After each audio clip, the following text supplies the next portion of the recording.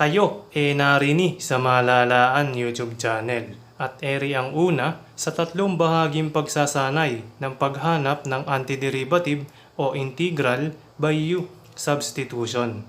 Nandiyan sa gawing kaliwa ang mga problems na sasagutan at nasa gawing ibaba ang theorem na ating gagamitin sa pagsasubstitute at pagkuha ng antiderivative o integral ng mga functions. Okay, so meron tayo dining theorem na ang sinasabi, if f is a differentiable function and n is a rational number, then the antiderivative o integral ng f of x raised to n times f prime of x dx ay equal daw yun sa f of x raised to n plus 1 all over n plus 1 plus c. Okay, so sinasabi lang na yan na kung meron tayong function na naka-raise sa n tapos yung derivative niya ay nakatimes sa kanya, tsaka yung dx, yung antiderivative daw noon o integral ay equal sa yung function naka-raise sa n plus 1 over n plus 1 plus c. Okay?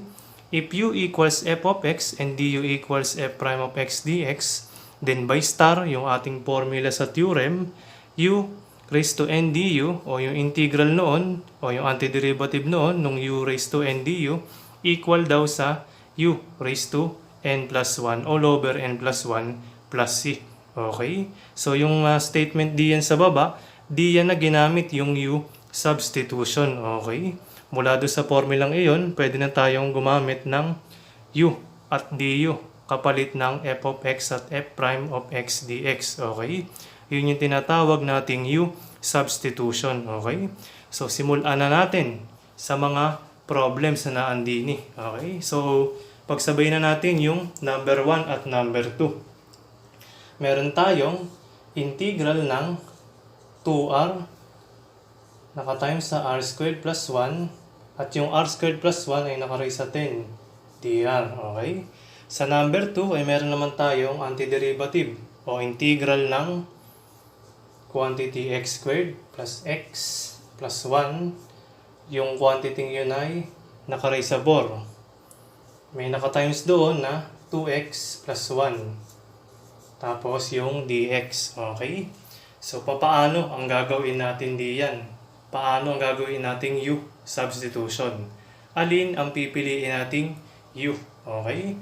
Ang pipiliin nating u ay yung parte ng ating loob ng ating integral sign kung saan yung derivative noon ay makukuha natin at makikita natin sa tabi niya. Okay?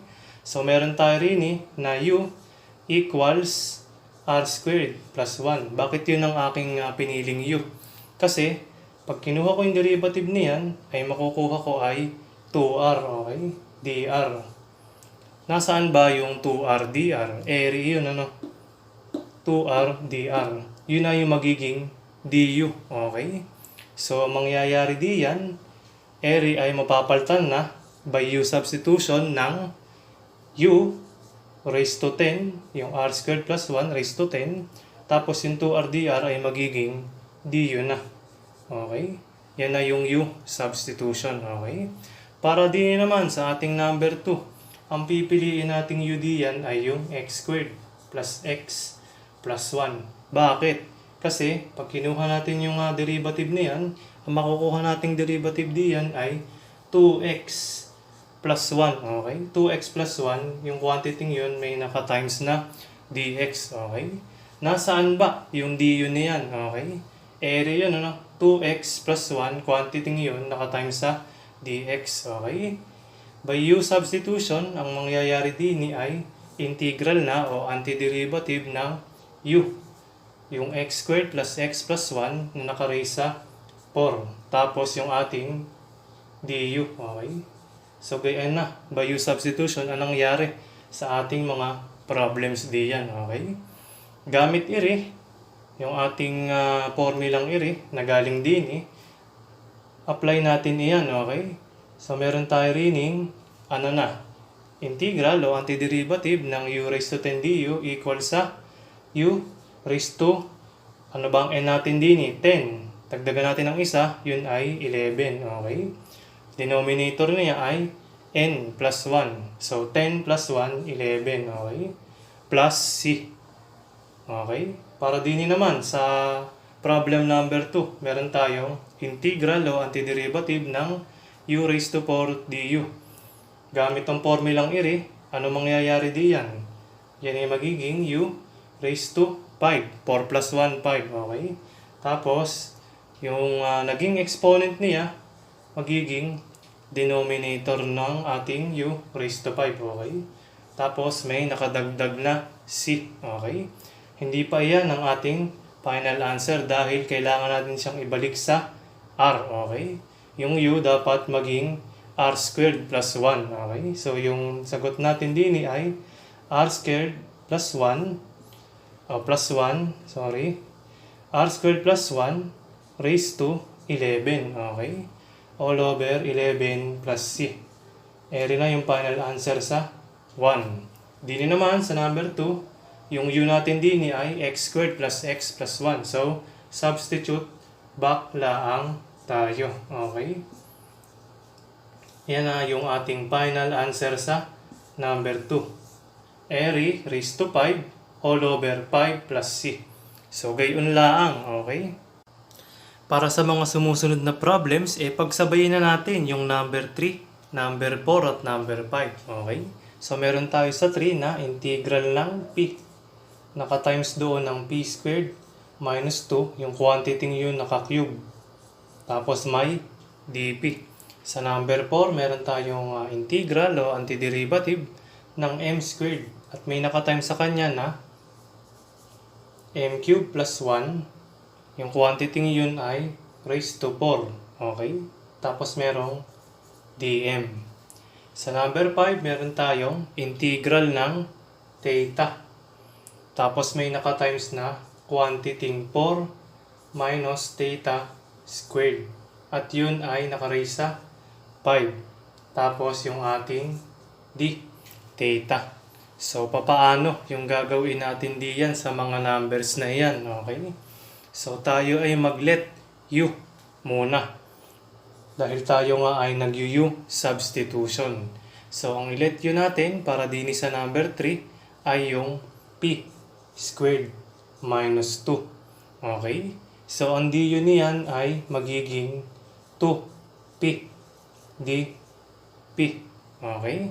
So, kung mapapansin ninyo, yung ating naging du ay 2p dp, pero yung ating laman ng ating integral sign din ay meron lang tayong p dp. Inilet na natin as u, di ba?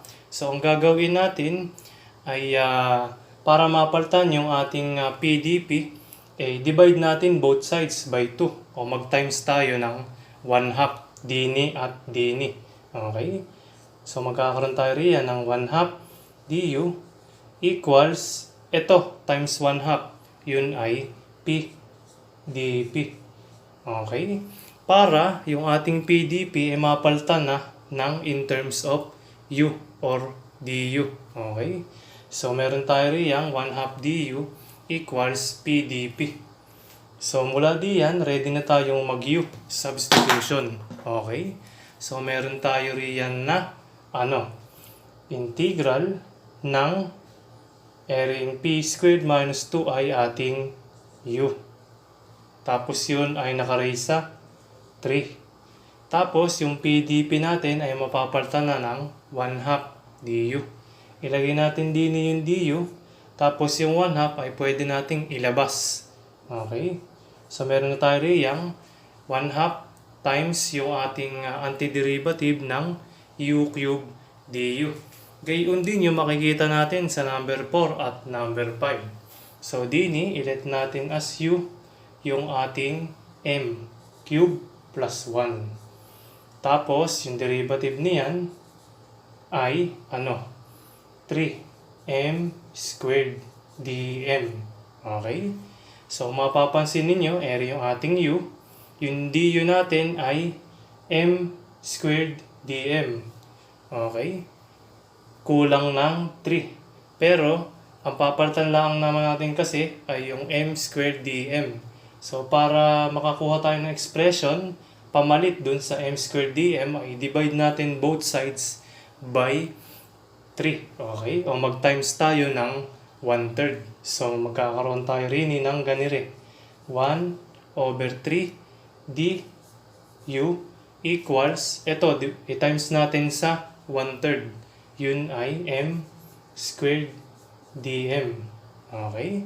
So ibig sabihin, ering m squared dm ay mapapalitan ng 1/3 du. So gawin na natin yung substitution din. Okay? So meron tayong m cube plus 1 na inequal natin, no? Inequate natin sa u. So meron tayo yung integral ng u o antiderivative ng u raised to 4. Tapos yung m squared dm ay magiging 1/3 du. Gaya nung dini ay ilabas natin yung 1/3 at din niya sa loob yung du. Okay? Gawin natin din yan sa number 5. Yun natin ay 4 minus theta squared. Du natin diyan ay negative. Ayan, 2 theta d theta. Okay? So, dahil meron tayo rin ng theta d theta laang, divide natin by negative 2. O mag-times tayo ng negative 1/2. Okay? So, magkakaroon tayo rin ng negative 1/2 du equals theta d theta. Okay? Para yung maging itsura ng ating problem sa number 5 ay ganire. Integral na ng 4 minus theta squared ay u raised to 5. Tapos yung theta d theta natin, yun, equals sa negative 1/2 du. Okay? So, kung may gayaan na tayo, pwede na natin i-apply. Okay? Integral ng u raised to n o antiderivative ng u raised to n du ay equal sa u raised to n plus 1 all over n plus 1 plus c. Gawin natin yan sa 3, 4, and 5. Okay? So, magkakaroon tayo rin ng 1/2 naka-times na sa u. Tapos, yung n yan ay 3. Madadagdagan ng 1. 4.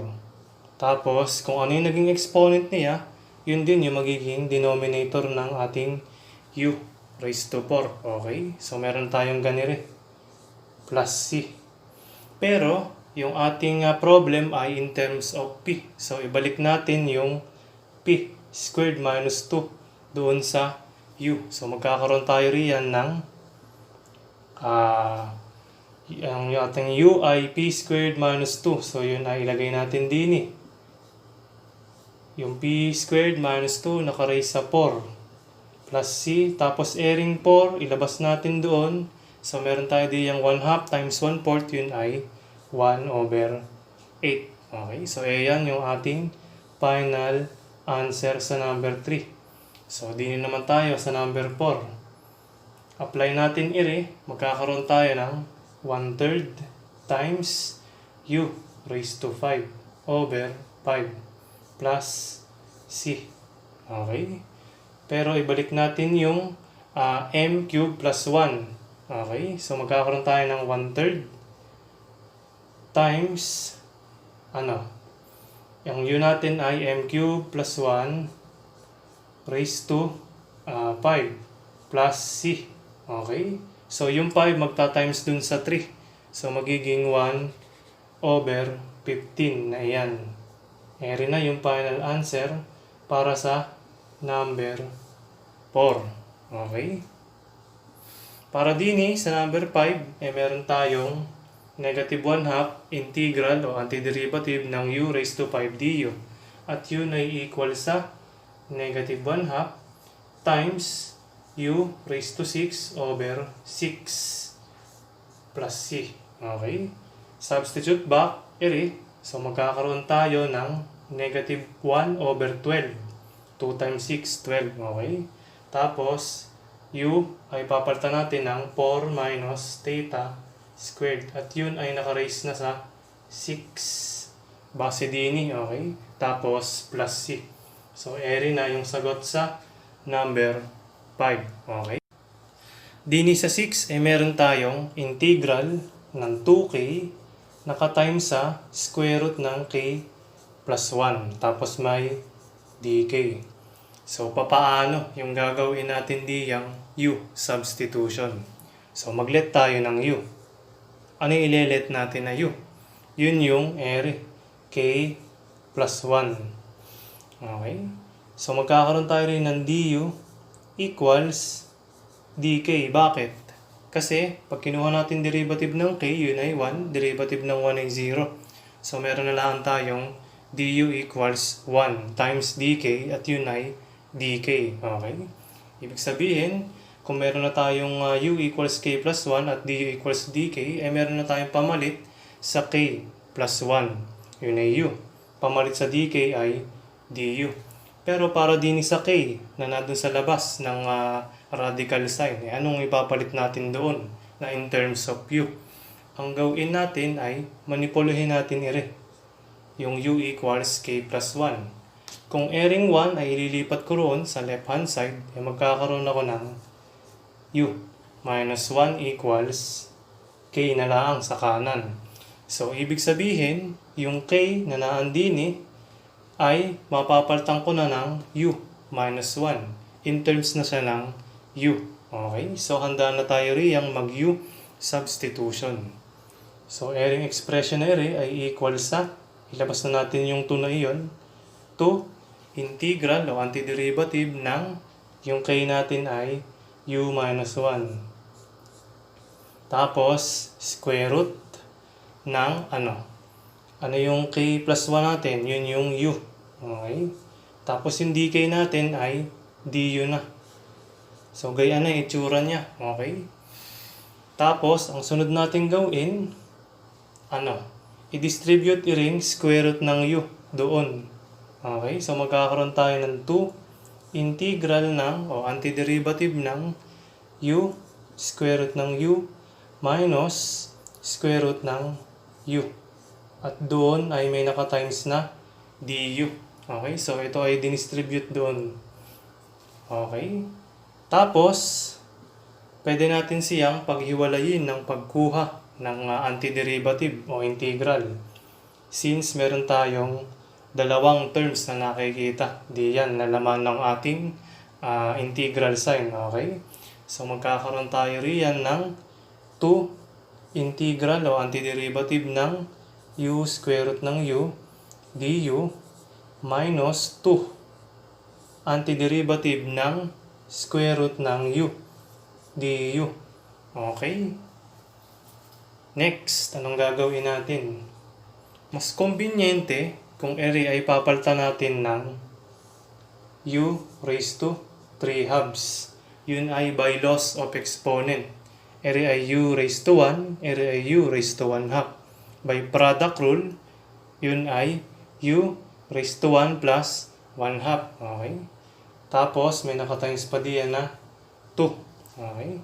Tapos, para din naman, sa pangalawa, ay meron tayong 2 integral o antiderivative ng u raised to 1 half na by loss of exponents. Okay?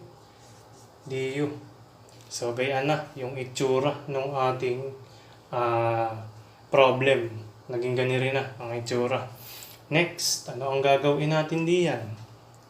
Pwede na tayo riyang mag-integrate o kunin yung kanyang antiderivative. So, meron tayo rin yung 2 times yun ay u raised to n o u raised to 3 halves. Ibig sabihin yung n natin ay 3 halves. Pag kinuha natin yung antiderivative noon, yun ay magiging u raised to 5 halves na. 3 halves plus 1. Tapos, yung kanyang denominator ay kung ano yung naging exponent ng u pagkakuha ng antiderivative. So, area ay 5 halves. Okay? Dito naman sa kabila, meron tayong u raised to 3 halves kasi 1 half plus 1. Okay? Tapos, yung denominator niya ay 3 halves din. Okay? So, ganyan yung itsura natin. Tapos, yun ay maladagdagan ng plus c. Dahil tayo ay nagkuha ng antiderivative. So, next, ayusin natin So, meron tayong 4 u raised to 5 halves. Tapos, over 5. Okay? Para din sa unang term. Sa pangalawa, meron tayong 4u raised to 3 halves over 3. Tapos, plus c. Pero since yung ating variable na kino-consider dito ay k, balik natin siya bilang k, yung mga u na nahandi yan. So magkakaroon tayo rin ng 4. Yung u natin ay magiging k plus 1. Tapos raised to 5 halves over 5 minus 4. Naka-times yung, ano yung u natin din eh? Yun ay, yun, k plus 1. Tapos, naka-raise naman ni sa 3 halves. All over 3. Para din eh. Tapos, plus c. Ibig sabihin, yung antiderivative ni Ray ay equal din eh. Tayo ay gumamit diyan ng u substitution. Okay? So, gayon lang iyon. For number 7, meron tayong antiderivative o integral ng cube root ng 4y minus 7 dy. Okay? So, papaano yung ating gagawing u substitution diyan? So, maglet tayo ng u. Anong ile-let natin na u diyan? Yun yung nasa loob ng radical sign, yung 4y minus 7. Para yung ating maging du ay 4 dy. Okay? So, ibig sabihin, may pamalit na tayo din sa ating 4y minus 7, yung nasa loob ng radical sign, at yun yung u. Tapos, meron tayo rin expression na du, o equation na du equals 4 dy.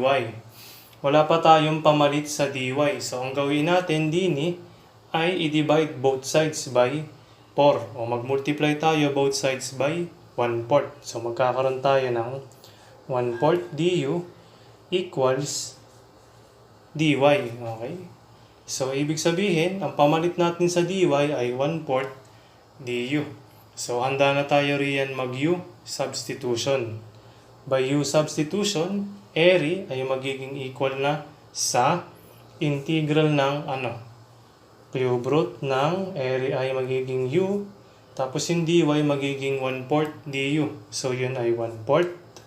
Labas natin yung 1/4 dahil constant naman siya. Tapos, du ay naandini.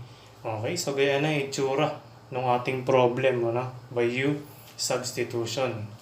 Next natin gawin natin ring cube root ng u na u raised to 1/3 by loss of exponents. Okay? Tapos, by formulang ang mangyayari din ay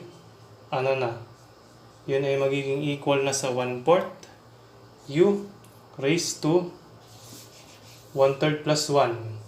Yun ay 4/3. Tapos, may denominator na 4/3. Ibig sabihin, nag-integrate na tayo riyan o kinuha na yung antiderivative. Okay?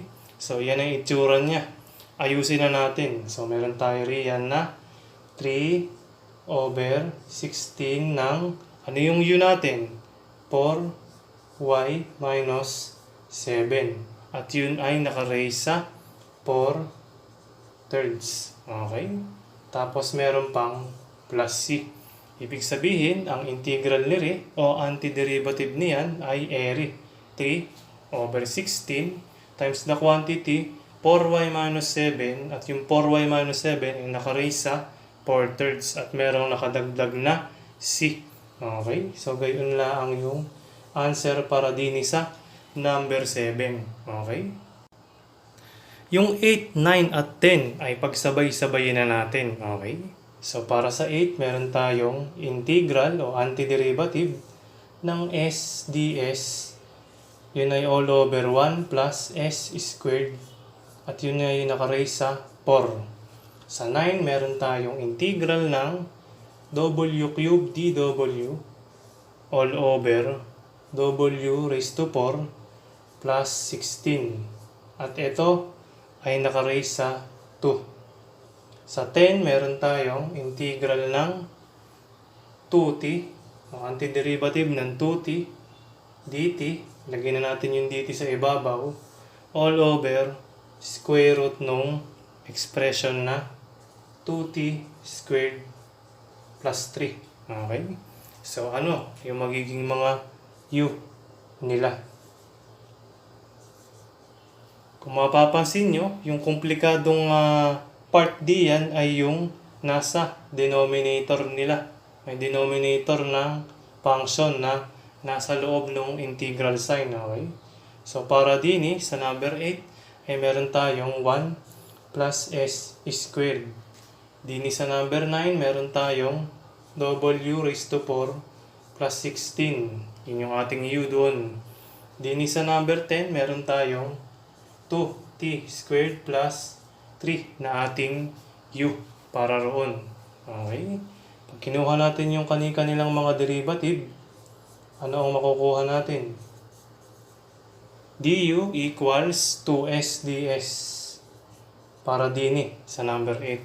Sa number 9, ang du niyan ay 4w cubed dw. Sa number 10, meron tayo riyan na 4t dt. Okay? Kung mapapansin nyo, yung kani-kanilang mga du ay nandoon sa numerator, yung bahagi ng du na iyon. So, merong sds, yun. Dini naman, merong w cube dw. Tapos, dini ay 2t dt, pero eri ay 4t dt. Okay? So, para mapalitan natin yung sds in terms of dw o du, para dini sa number 8, divide natin sila both sides ng 2 o mag-times tayo ng 1/2. So, mangyayari ay 1/2 du equals s ds. Para din naman sa number 9, para meron tayong expression na pamalit sa w cube dw, ay mag-divide tayo ng 4 o mag-multiply tayo ng 1/4 both sides ng equationary. So, 1/4 du equals w cube dw. Ito yung pamalit natin din. Din naman sa number 10, meron tayong 4t dt na equal sa du. Pero meron tayong 2t dt sa numerator nung nalaman ng ating integral sign. Okay? So, para mangyari yun, na mapalitan natin yung 2t dt na in terms of du, ang gawin natin ay mag-multiply tayo both sides ng 1/2 o mag-divide tayo both sides ng 2. Okay? So, meron tayong 1/2 du equals, kung area ay multiply natin sa 1/2, area ay magiging 4 divided by 2, yun ay magiging 2t dt na lang. Okay? So, ibig sabihin, by u substitution, area, yung mga original nating problem sa 8, 9, 10 ay magiging ganire. Para sa 8, meron tayong integral ng, so meron tayong du, para pamalit dun sa sds, yung 1/2 labas na natin.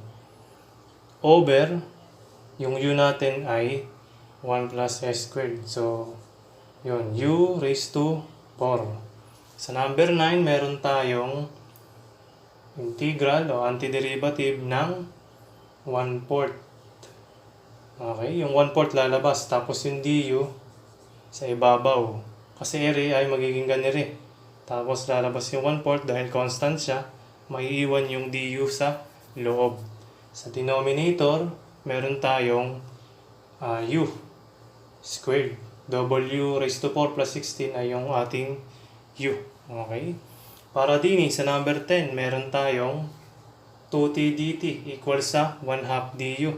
So, mangyayari din ay magiging du na lang yung nasa numerator natin. Tapos, yung 1/2 lalabas dahil constant naman siya. Sa ating denominator ay meron tayong square root ng yung ating u? 2t squared plus 3. So, area mapapalitan ng u. Okay, so ganyan na yung naging itsura ng mga problem natin sa 8, 9, 10. By laws of exponents, pwede nating iakyat yung mga u natin sa numerator. So magkakaroon tayo riyan ng 1/2 integral ng u. Yung maging exponent na niya ay negative. u raised to negative 4 du. Sa number 9, meron tayong 1/4. Okay? Integral ng u raised to negative 2 na. Umakyat na to eh. Tapos yung du, kopyahin natin. Sa 10, meron tayong 1/2. Tapos, pwede nating express na u raised to 1/2. Pag square root ng something, pwede mong isulat yun na something raised to 1/2.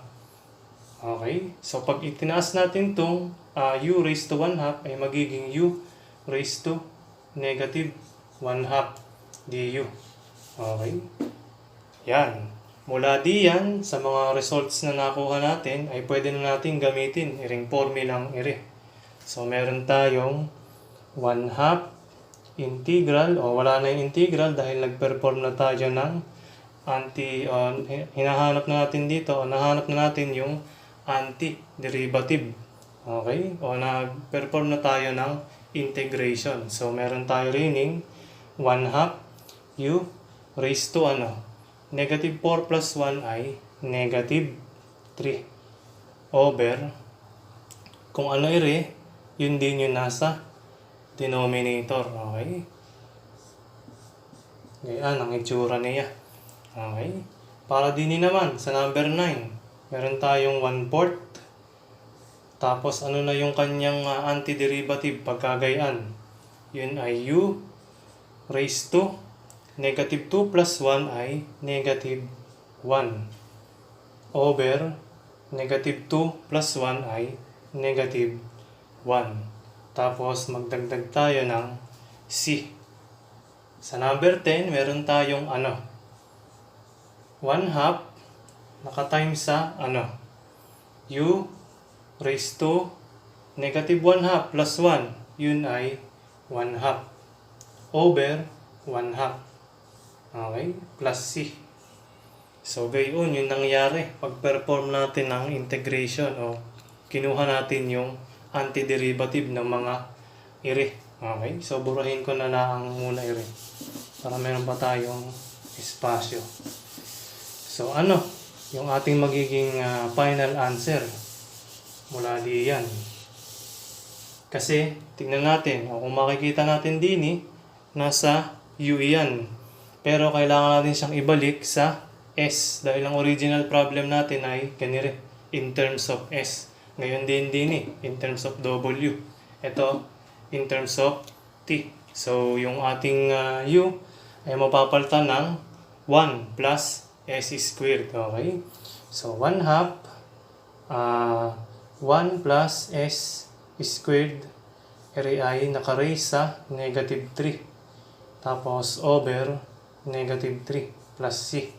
Okay? Tapos, pwede natin pag-multiply yung So, magkakaroon tayo ng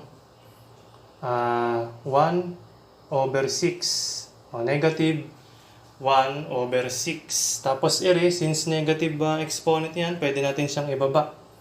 So, meron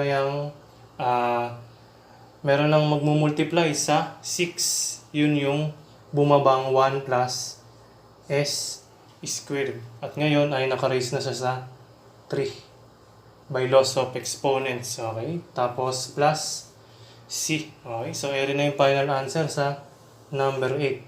Para din naman sa 9, simplify natin. So, meron tayo riyan na negative 1/4. Negative dahil din Okay? Tapos yung u raised to negative 1 ay pwede nating isulat na 1 over u by loss of exponent. Pero yung u natin ay w raised to 4 plus 16. So, 4 na naandini sa denominator ay may ka-times na w raised to 4 plus 16. Tapos, merong arbitrary constant na c. So, na yung final answer sa number 9. Okay? Para din naman sa number 10, meron tayong 1/2 din tapos 1/2 sa denominator. Magka-cancel lang yan. Okay? Ang matitira sa atin ay u raised to 1 half. Pero yung u natin ay 2t squared plus 3. So 2t squared plus 3 raised to 1 half ay pwede nating isulat na square root ng 2t squared plus 3. Tapos meron pang plus c. Okay, so area na yung final answer natin para sa number 10. Okay, so gayon lang yung ating pagkuha ng mga antiderivatives, so integrals ng mga functions by u, substitutions. More problems pa ang ating sasagutan sa ikalawang bahagi ng pagsasanay na ere, kaya ipagpatuloy nyo lang ang panonood at pakikinig dini sa Malalaan YouTube channel. Kita-kits na lang sa susunod na bahagi.